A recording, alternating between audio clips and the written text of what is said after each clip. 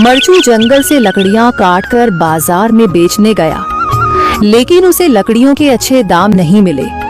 इस पर मरचू ने कहा, अरे भैया, इतने कम पैसे? इन पैसों में तो 2 वक्त का खाना भी नहीं मिलेगा। आप मुझे बहुत ही कम पैसे देते हैं।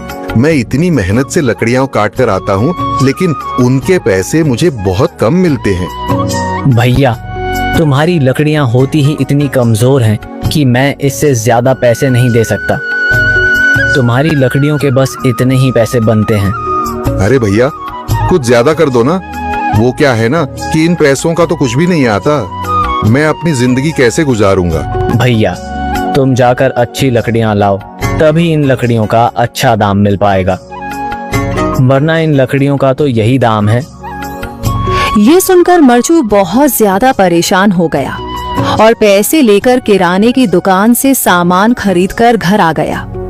घर पहुंचते ही मरचू की पत्नी सीता ने कहा, अरे जी, सामान ले आए आप? हाँ जी, सामान ले आया हूँ। सीता के चेहरे पर खुशी छा जाती है, लेकिन जब उसने सामान देखा, जी, इसमें तो बहुत थोड़ा सामान है। हाँ सीता, मुझे पता है कि यह सामान बहुत थोड़ा है, लेकिन मैं क्या करूं? मेरे पास जितने पैसे थे, मैं उतने का ही सामान लेकर आ गया हूँ। इस तरह हमारा गुजारा कैसे हो पाएगा जी? आपको तो पता ही है कि हम कितनी मुश्किलों से गुजारा करते हैं।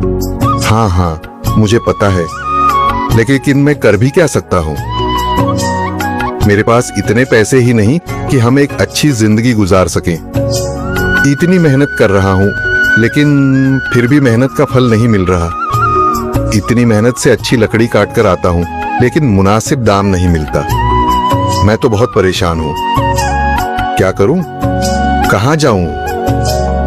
अरे जी, आप परेशान न हो, आप कोई और काम देख लें। मैंने कई बार काम तलाशने की कोशिश की, पर किसी ने भी मुझे काम नहीं दिया। ये सुनकर सीता भी काफी ज्यादा परेशान हो गई। मरचू से सीता की परेशानी नहीं देखी गई। उसने अपनी पत्नी सीता से कहा, मैं फिर से जंगल की ओर जा रहा हूँ। अरे जी, अभी मत जाइए ना, वैसे भी शाम हो रही है। आप कल चले जाइएगा, अभी मत जाइए। ठीक है, अगर तुम रोक रही हो तो मैं नहीं जाता। मैं कल चला जाऊंगा। इसके बाद मरचू गांव में घूमने के लिए चला गया। तभी उसे एक आदमी मिला और उसने कहा, कहाँ जा रहे हो भैया? और सुनाओ, क्या हाल चाल है?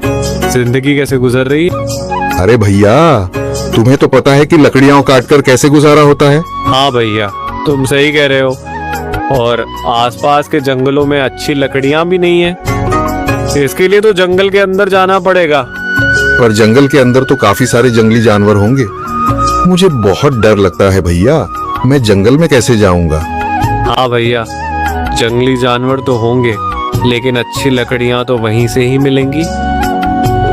ये सुनकर मरचू बहुत ज्यादा परेशान हो गया, लेकिन वह आदमी बिल्कुल ठीक कह रहा था। जंगल के किनारे की सारी लकड़ियां कट चुकी थीं। अब सिर्फ जंगल के अंदर ही अच्छी लकड़ियां बची थीं। अगली सुबह मरचू लकड़ियां काटने जंगल की ओर चल पड़ा। जंगल में आने के बाद मरचू ने कहा, अरे, यहाँ पर तो लकड़ियां ही नहीं हैं। वो आदमी सही कह रहा था, लकड़ियों के लिए तो जंगल के अंदर ही जाना पड़ेगा। और जंगल के अंदर जाना क्या सही रहेगा? मुझे तो बहुत डर लग रहा है, क्योंकि वहां पर तो काफी सारे जंगली जानवर होंगे जो खतरनाक होंगे।